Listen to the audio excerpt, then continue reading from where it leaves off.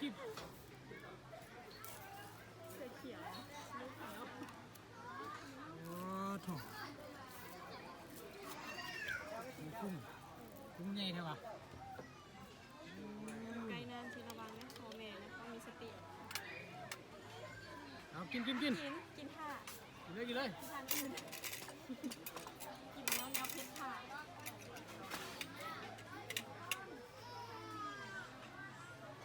สุดยอดบรรยากาศยิ้มแดนเท่าใหญ่ ใหญ่ที่เสียบตำบักหุ่งกับเพิ่มบ่ ตำพุกกระเทิมแซ่บ กุ้งใหญ่สุดยอด อ่ะ ดูน้ำกัด แดดอีกให้อยู่แดดอีกให้อยู่แดดบัดมือละใหญ่มายังให้อยู่แดดอยู่อ่ะ ตำบักหุ่งตัวเป็นกุ้งสุดยอดเลยว่าแมงวันไม่บ่แม่น ไปเฮ็ดอยู่นี่อยากได้ตักลง กินขาไก่บ่ เป็นเนียงไม่อยากให้เห็นเนียง กินเบิ่งแซ่บบ่กินเลยโอ้มีหนูปีกไก่กินกับตำบักหุ่งนี่เนาะแล้ว โอ้โห ทำไมไงเติมมั้ง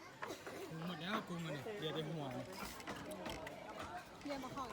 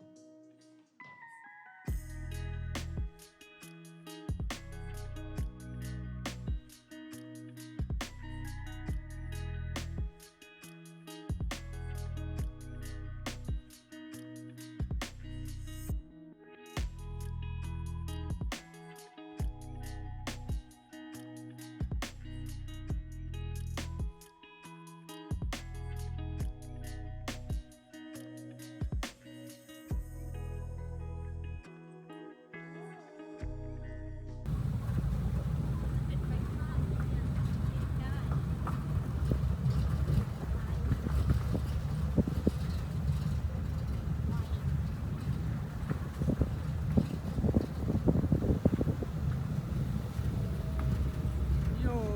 มาแล้ว ไปเฮา คนย่างปลาไปใส่บ้านป่ะ เงียบลงทางนี้ป่ะ ด้วยเดี๋ยวน้องจะพับเป็นคุณพับไป โอ้ใครเนี่ยมีคนพาไป ใส่เด้อคือว่าแต่ว่าก็มีคนไปอยู่เนาะ อันนี้จะเป็นกฎระเบียบของอูนะข้อหนึ่งห้ามเข้าของอูพร้อมกัน5 คนข้อ2ห้ามแล่นในกระโดดในของอูข้อ3ห้ามปีนตะนางและเฮาพนักข้อ4ห้ามทิ่มทิ้งอ่ะสายข้อ5ระวังทรัพย์สินเป็นโทรศัพท์ ระวังทรัพย์สิน ระวังตอนยางบ่ข้ามมาออกเดี๋ยวมันตก ทรัพย์สินยกเว้นหัวใจ โอ้อยู่นี่เพิ่นอันนี้บริการทางยางไปแล้วเนาะ ของอูเพราะว่าจะมีทั้งหมดอยู่26ตัวคนฮอดน้ำตก ป้าต้องทุกขัวคุณหลาน มันจะเป็นแบบนี้แบบนี้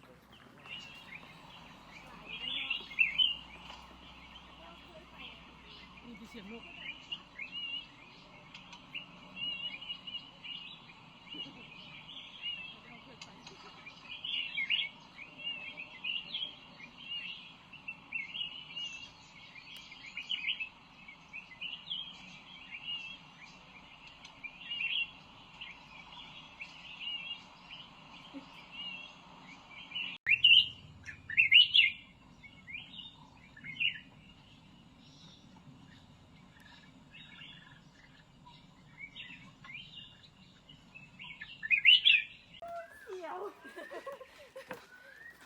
โอ้ มีบอลสูงกว่านี้อีกไหม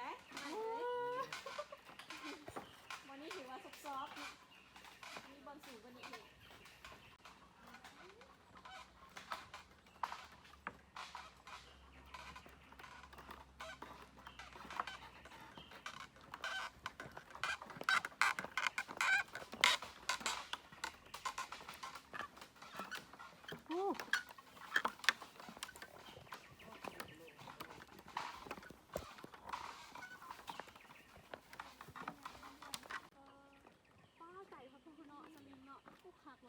เสียวขนาด นี่ฝุ่นเหลี่ยมสลิงนี่ฝุ่นเหลี่ยม ได้มันจะยังไงจะสูงกว่านี้ ถ่ายรูปบ่นี่ คันท่าน วิวงามเลยเรียมให้น้องชายเพิ่นถ่ายให้ไปใส่ละอันนั้นเดี๋ยวใส่ละ ไม่ โอ้ใส่ละนะมาใส่แล้วสุดแตกกันนะ มีจุดหนึ่งก็ยังมาคลายนำตัวนี้ว่ะไปเลย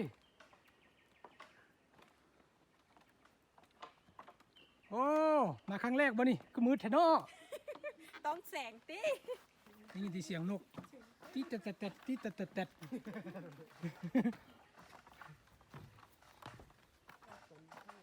เป็นยังไงรู้สึกยังไง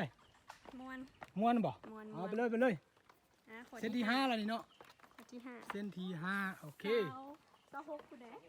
มีสาวป้ายมันเนาะโถ่ๆไปยังบ่ได้ฮอดครึ่งหนึง ช่วยทอดเคิงนี่นี่อยู่น้ำกัดเท่าไหร่เสาเอ็ดหนึ่งวันเลย บ่หลายปานใดจีฮักเหงา เออ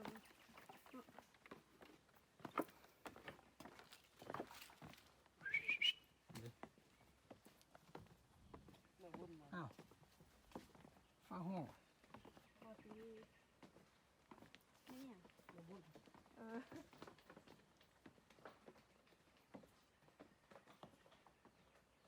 ใครได้มันเย็น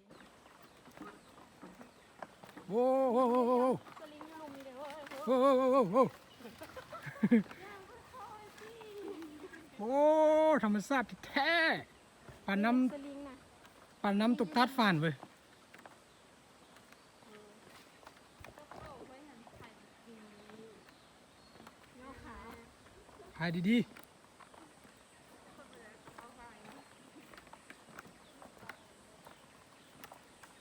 โอ้โอ้กัดดีเว้ย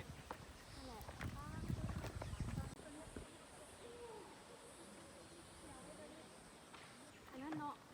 สูงกว่าอยู่นั่นเนาะหลุมใส่เนาะ เออสูงแท้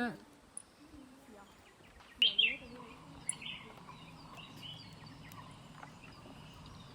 ตัวที่8นี่นะตัวที่8อู้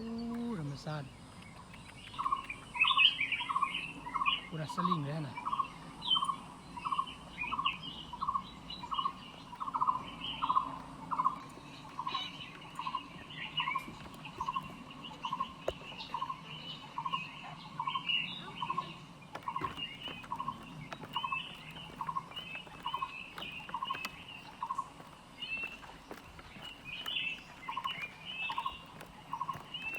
อยู่ไหม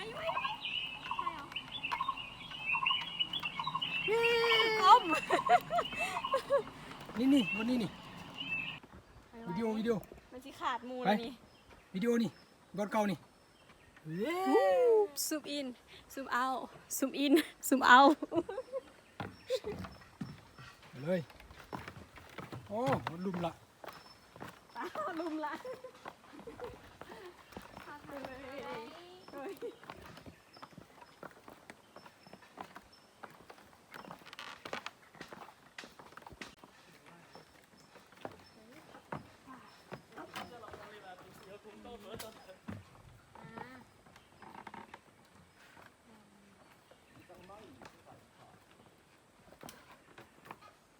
เอามาอยู่บ่ เอาอีกอย่างกัน นะยังมาถูก อู้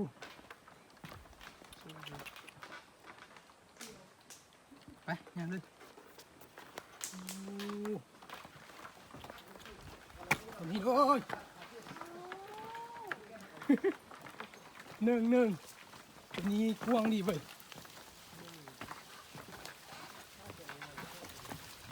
ที่สลิงไปเนาะ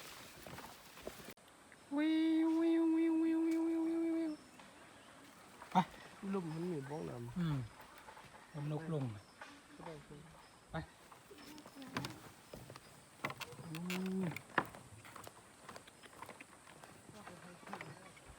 ไอ้กิ่งแท้ๆเลยนี่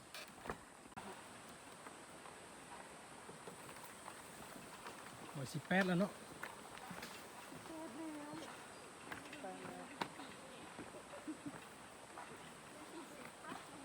ก็เจ้าคือประเทศลักไปหันเลยเนาะ อืม ตัดเซ่เลย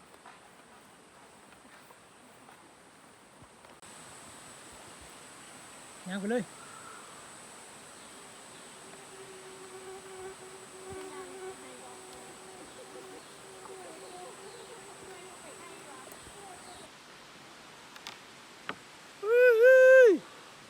รมชาติธรรมชาติ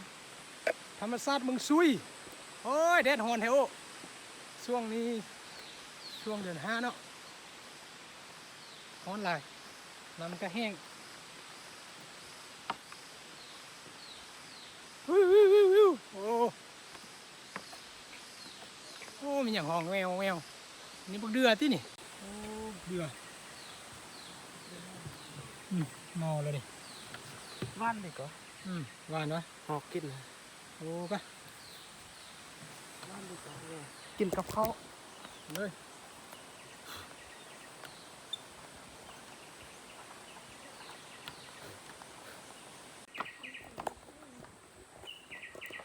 จิกจอกจอกจอก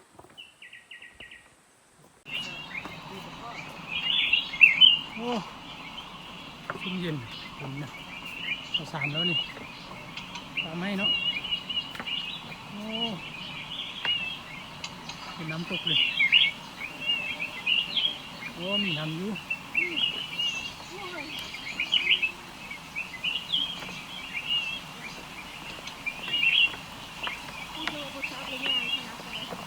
อืมโอ้ถึงไทย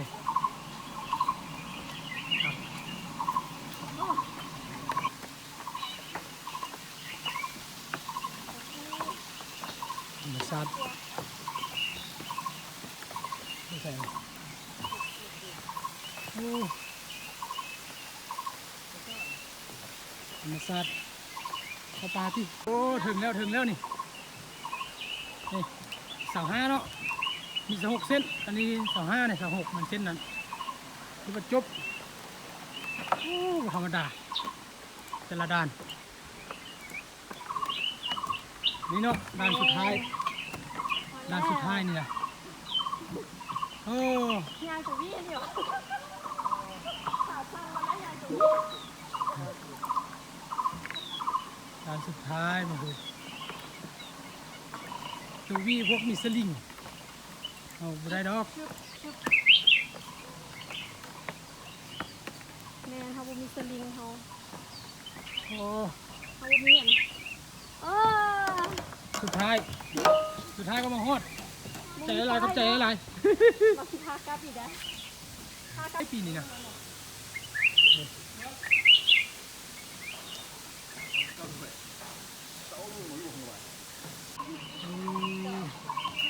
จะมีน้ำเนาะช่วงนี้เนาะมีแต่ก้อนหิน เดี๋ยวเจ้า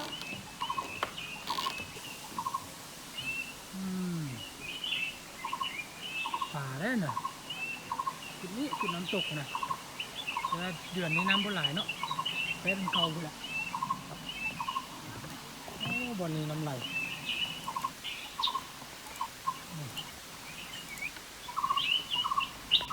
มีทางกลับเนาะมีทางกลับนี่เขามาทางนี้เมื่อกี้นี่เขาย่างมาทางนี้เนาะอันนี้ทางกลับนี่ย่างขึ้นป่าย่างขึ้นดอยโอ้ขึ้นดอยแล้วบันนี้นะมาเผาผ่านไขมันเนาะกำหนดเด็ดขาดเนาะยาปลาแพ้ได้บันนี้นะ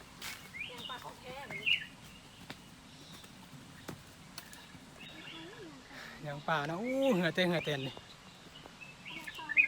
ป่าธรรมชาติโอ้น่ะต้นไม้น่ะไปเก็บกวนนะ มาทายหัว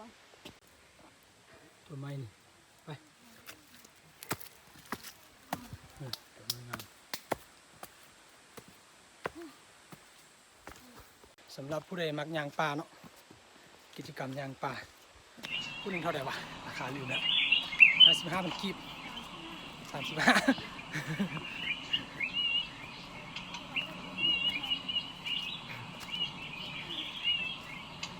จะปั่นขึ้นทางเงินอยู่บางเบี่ยงเลย ข่าวยังไม่ง่ายจะนี่ อันนี้โอเคเนาะยังมีห่าวเนาะ ใจที่เท้า ทางเงินนี้ก็มีห่าวเลย แต่ยังบอกไม่เมื่อยกิ้งเอาได้โมเป็นยางนะกิ้งคือโท เป็นยังไงเวลาตียักมาอีกบ่ กลับมาอีก ยังมาอีกเนาะแนะนำหมู่เพื่อนเบิ่งเป็นยังไงเชิญชวนได้มาแล้วบ่เสียใจ ต้องมาเนาะพอมันใกล้นครหลวงจันทร์ 2 ชั่วโมง อา ชั่ว หา โม รง กระ ปลาย แซบ บริการ กระ ดี แซบนี่ยังกุ้งใหญ่ปะต้มยำกุ้งบ่หรือว่าตำมึงหุ่งปอก เอาชิมต่อ ๆอันนี้เป็นยังไงโอ้เป็นยังไงแหน่ผ่านเขานี่ คักเลย โอ้คัก คัก เอาไปเลยที่น้ำก้นวันนี้เสียงนกมันห้องแล้วมันไปรีอยู่ใส่แบบนางพักผ่อนโอ้เดี๋ยวไงเต้นอากาศดีอยู่นี่นะที่ก็มีลมเลยได้ยินแต่เสียงจัดจันเนาะโอ้มีแต่แมงพึ่งนี่เฮ้ยนี่นะขึ้นกันไดแล่นขึ้นเลยนี่แล่นขึ้นเลย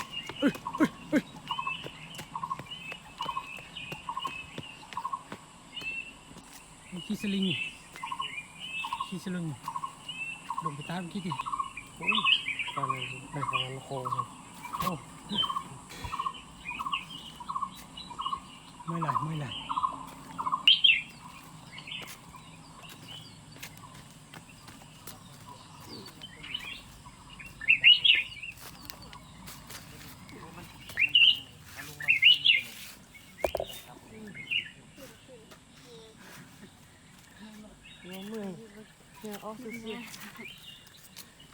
มีลูกแล้วพาลูกพาหลานมาด้วย โอ้โห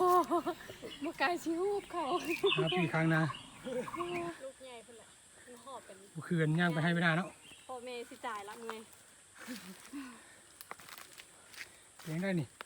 น้ำหนักหลุดจากกิโลมานี่มานี่จาก55หลุด40บ่ สิบ่ลด เมื่อแรงไปกินที่นัดหมูอีก3 สันโอ้ยน้ำหนักขึ้นจากกิโลบ่ะ ส้มคือ 2-3บ่เลยโอ้ เกือบ ร้อยมันเจ็บฮอดกิโลโอ้เหืออะไรเป็นน้ำละโอ้ เขาอูนี่พันเนาะ1 กิโล1 เม็ด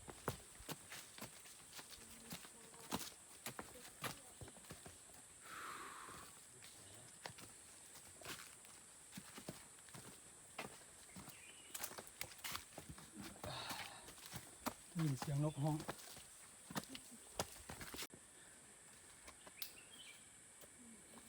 ก้อนหิน ใส่กระเหือออกแห้ง ไปครับเนี่ยนี่ที่เสียงจับจันน้ำนี่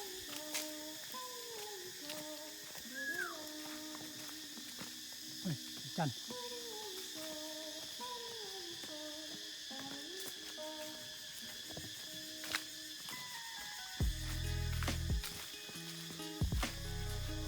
ใส่กระบุด